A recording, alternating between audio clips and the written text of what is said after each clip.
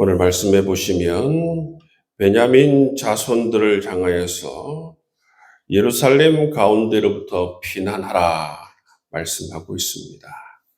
이 예루살렘은 바로 이 베냐민 지파들이 살아가고 있는 그러한 곳입니다.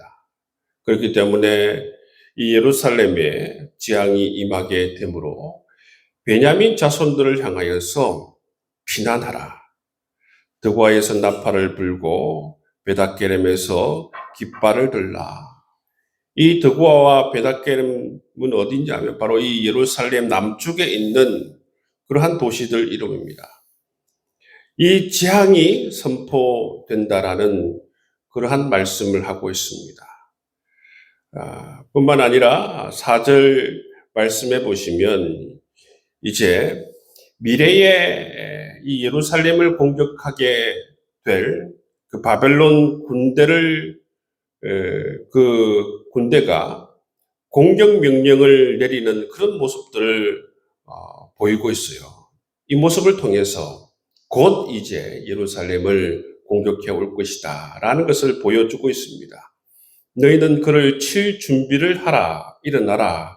우리가 정오에 올라가자.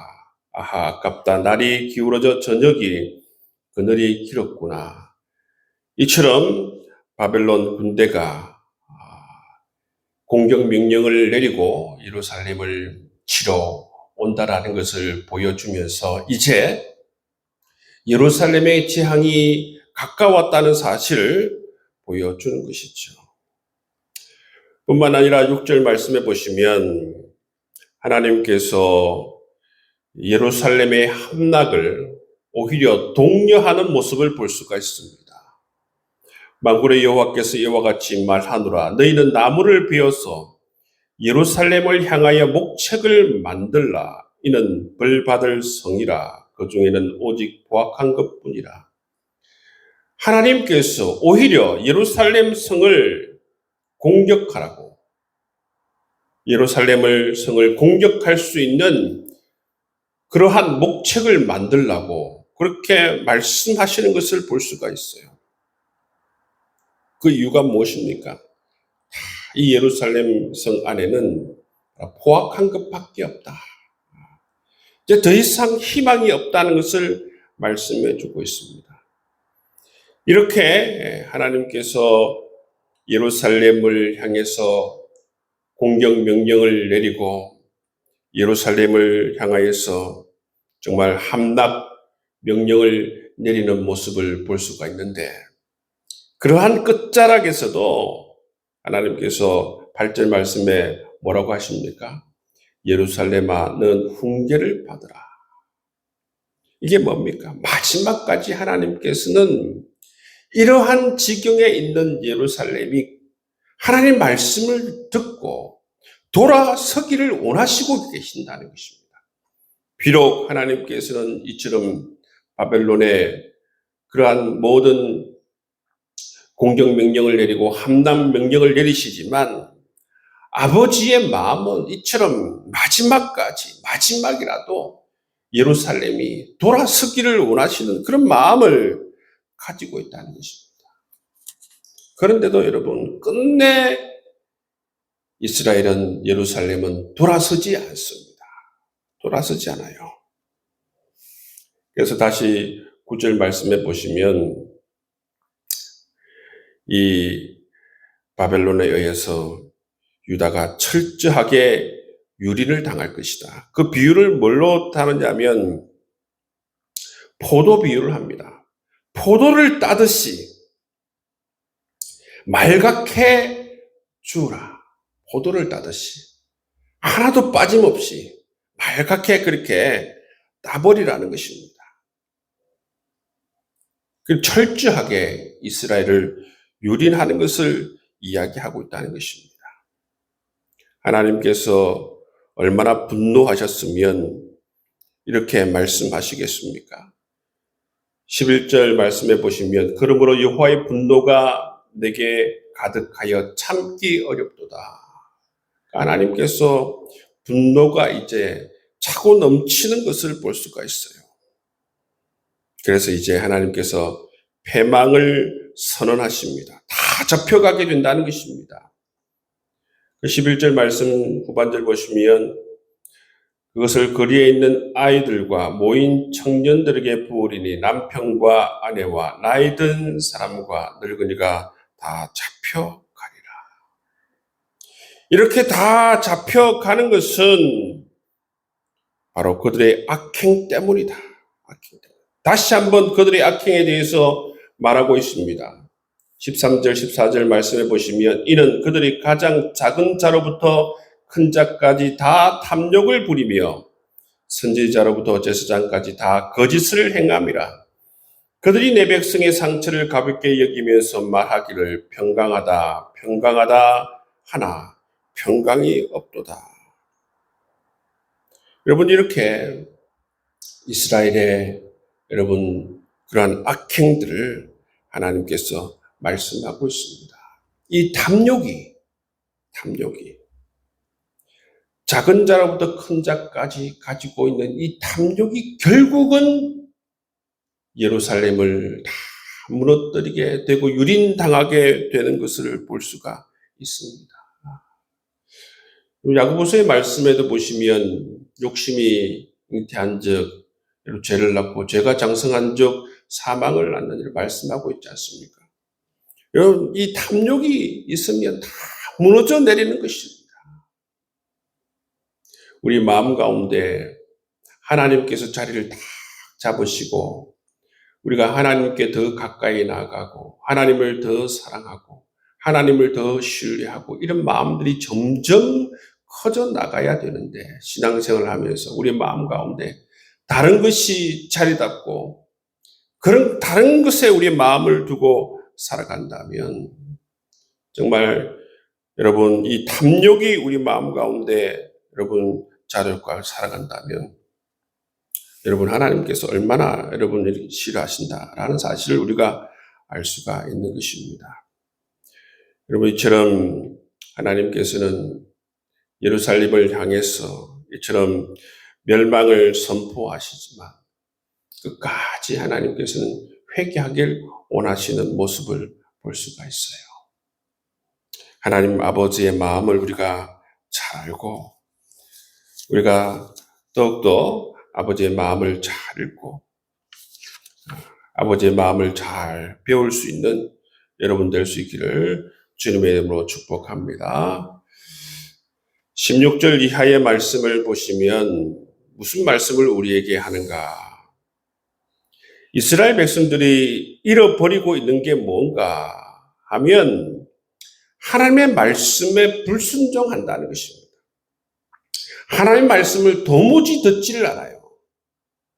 도무지 듣지 않습니다. 16절 말씀해 보시면 여호와께서 이와 같이 말씀하시되 너희는 길에 서서 보며 옛적 길 곧 선한 길이 어디인지 알아보고 그리로 가라. 너희 심령이 평안을 얻으리라 하나 그들의 대답이 우리는 그리로 가지 않겠노라 하였으며 내가 또 너희 위에 파수꾼을 세웠으니 나팔 소리를 들으라 하나 그들의 대답이 우리는 듣지 않겠노라 하였도다. 여러분 이처럼 하나님께서 이스라엘 백성들에게 말씀하시고 이스라엘 백성들에게 권고하심에도 불구하고 그들은 하나님의 말씀을 전혀 듣지 않습니다. 하나님께서 말씀을 통해서 안내하고 그렇게 해도 이스라엘 백성들은 하나님 말씀을 듣지 않습니다. 듣지 않아서 말씀을 거부함을 통해서 생기는 결과가 뭡니까? 바로 그들에게 재앙이 내리는 것입니다. 재앙이 내립니다. 19절 말씀해 보십시오. 땅이여 들으라. 내가 이 백성에게 재앙을 내리네. 재앙을 내리신다 말씀하고 있습니다. 그런데 그 재앙을 내리는 재앙이 어떻게 해서 임하는 것입니까? 이것이 그들의 생각의 결과라 말씀하고 있습니다. 생각의 결과라. 그 생각이 뭡니까? 자기 마음대로 생각한다는 것이죠. 그 생각이 하나님께서 말씀하시기를 뭐라고 합니까? 너희는 그리로 가라 하는데도 우리는 그리로 가지 않겠노라. 하나님께서 또 말씀하시기를 나팔 소리를 들으라 말씀하는데도 불구하고 우리는 듣지 않겠노라. 이렇게 판단하는 이유가 뭡니까? 우리의 생각과 하나님 생각이 다릅니다. 하나님 생각이 틀렸습니다. 우리의 생각이 맞습니다. 그걸 주장하는 것 아니겠습니까? 그들의 생각, 그들의 고집이죠. 그들의 생각과 그들의 고집이 하나님의 생각을 거부하는 것입니다. 하나님의 말씀을 거절하는 것이죠. 계속적으로 삶에서 하나님의 말씀을 거절하는 것입니다. 하나님 말씀은 그런데 실제 삶은 그렇지 않아요. 우리의 경제의 삶은 하나님 다릅니다. 우리의 삶에서 성공하는 방식은 하나님 말씀과 다릅니다. 이 나라가 잘 되는 방식은 하나님이 지시한 말씀과 다릅니다. 이렇게 하나님 말씀을 따르지 않고 전혀 듣지 않습니다. 그들이 생각하는 바에 따라서 그들이 삶에서 잘 살아가는 방식, 성공하는 방식, 돈을 버는 방식, 그런 방식이 그들 나름대로 가지고 있다는 것이죠. 그렇기 때문에 하나님께 제게 그런 말을 하지 마십시오. 하나님 말씀을 거부하는 것입니다. 이스라엘 백성들도 보십시오. 하나님께서 그렇게 지도하시고 권면하시고 권고하시지만 계속해서 거부하는 것입니다. 그래서 결국 이 백성에게 재앙이 내리는데 하나님께서 말씀하시기를 뭐라고 말씀하십니까? 그들의 생각의 결과다. 그들은 잘 된다고 생각하고 자기의 생각을 주장했는데 하나님의 뜻을 버리고 자기의 생각을 주장했는데 결과가 뭡니까? 결과가 바로 재앙인 것입니다. 그들의 생각의 결과가 바로 재앙이라는 것입니다. 인간은 이처럼 어리석습니다. 인간은 이처럼 여러분 정말 잘난 체 하지만 결국은 다 망하는 길을 걸어가는 것을 보게 되는 것이지요. 여러분 우리가 하나님께서 말씀하시는 이 큰 물줄기가 뭡니까? 하나님 말씀에 순종하라는 것 아니겠습니까? 하나님 말씀에 순종하면 우리가 복을 받고 하나님 말씀에 불순종하면 저주를 받는다는 게 성경 말씀의 큰 물줄기예요. 큰 물줄기입니다. 그런데 하나님 말씀을 듣지 않겠다고 하는 것은 곧 망하겠다라는 것 아니겠습니까?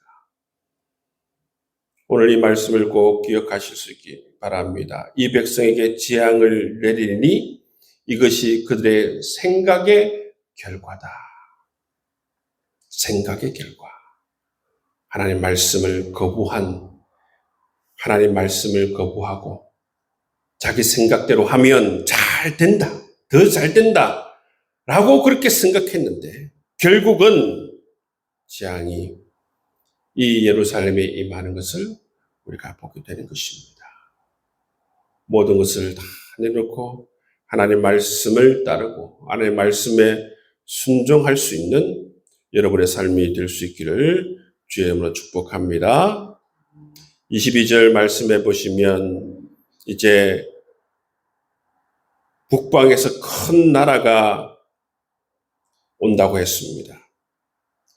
이 큰 나라는 왜 오느냐 하면 유다를 심판하기 위해서 집행 통치권을 들고 집행을 하기 위해서 이제 유다로 오는 것입니다. 그 나라를 보시면 그들은 활과 창을 잡았고 잔인하여 사랑이 없으며 그 목소리는 바다처럼 표효하는도다. 그들이 말을 타고 전사같이 다 대열을 부리고 시온의 딸이 너를 치려 하는도다. 그래서 이 북방에서 온 이 나라로 말미암아 어떻게 됩니까? 24절의 말씀해 보시면 그 아픔이 해산하는 여인 같도다 말씀하고 있습니다. 25절 해산하는 여인 같도다 말씀하시고 26절 말씀해 보시면 독자를 이름같이 슬퍼하며 통곡할지어다 그렇게 말씀해요. 이렇게 심판이 집행이 되면 이러한 엄청난 고통과 애곡의 소리가 예루살렘에서 들린다는 것입니다. 정말 안타까운 것이 30절 말씀입니다. 사람들이 그들을 내버린 언니라 부르게 될 것은 여호와께서 그들을 버렸습니다. 하나님께서 끝까지 포기하지 않으시려고 했지 않습니까? 마지막 심판을 선포하시면서도 예루살렘아 너는 훈계를 받으라. 하나님께서 마지막까지 훈계를 받고 돌아서길 원하셨지만 끝내 거부함을 통해서 하나님께서 모든 희망을 접었습니다. 여호와께서 그들을 버렸습니다. 여러분, 이 땅에서 가장 큰 저주가 뭡니까? 하나님께서 우리를 버리시는 것입니다. 불순종의 끝자락에는 이처럼 하나님께서 버리시는 것입니다. 하나님께서 내버려 두시는 것이죠. 그게 바로 저주인 것입니다.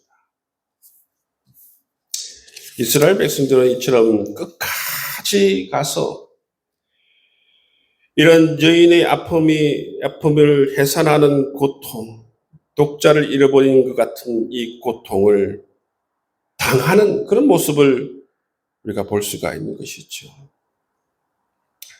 여러분, 하나님께서 우리를 버리시지 않길 원하시는 것입니다. 여러분, 우리가 이 예레미야서를 쭉 보면서 사실 우리가 이런 말씀들을 쭉 보기가 쉽지가 않아요. 늘 보면 잘 된다, 하나님께서 축복해 주신다, 은혜를 주신다, 그런 말씀을 많이 듣잖아요. 그런데 그 반대편에 있는 그러한 말씀들을 우리가 깊이 들여다볼 필요가 있어요. 제가 저번에도 한번 얘기했지만 신학교에 가면 제일 처음에 여러분 깊이 있게 배우는 게 뭐냐면 십자가의 은혜와 복음에 대해서 깊이 있게 배워요. 그 단계가 넘어가면 두 번째 단계에서 뭐냐면 나의 죄와 지옥을 묵상하는 단계가 있습니다. 왜 그렇게 하겠습니까? 하나님의 사랑과 은혜를 묵상한 다음에 나의 죄와 지옥을 묵상하는 단계를 깊이 있게 경험하는 것입니다. 그래야만이 더더욱 하나님의 은혜가 커지는 것입니다. 우리 자신을 깊이 들여다보게 되는 것이죠. 정말 하나님께서 우리에게 주신 이 은혜가 정말 놀라운 은혜구나. 이러한 비참함 가운데에서 이러한 어마어마한 고통 가운데서 이런 저주 가운데서 나를 건지신 하나님의 십자가와 사랑의 은혜로구나 라는 것을 고백하게 된다는 것이죠. 여러분뿐만 이 말씀도 그렇습니다. 이사야 말씀도 그렇고 예레미야서 말씀도 마찬가지예요. 이런 여러분 우리 인간의 어두운 면들, 우리의 죄악과 연약함들을 깊이 들여다보면서 이러한 가운데에서 주님께서 우리를 사랑하시고 품어주시고 하나님께서 십자가 은총을 베풀어 주셔서 존귀한 하나님의 자녀가 되게 해주셨다는 그 사실, 그러한 은총을 우리가 깨달아갈 수 있게 되고 뿐만 아니라 정말 하나님께서 싫어하는 것이 무엇인지, 하나님께서 원하시는 것이 무엇인지를 우리가 이 말씀을 통해서 깊이 배울 수 있기 때문에 오히려 여러분 이처럼 성숙한 사람들이라면 오히려 이 선지서 말씀을 통해서 우리 자신들을 더욱더 깊이 들여다보며 더욱더 하나님께서 원하시는 사람으로 더욱더 우리가 빚어질 수 있는 귀한 하나님의 사람들 다 될 수 있기를 주의 이름으로 축복합니다.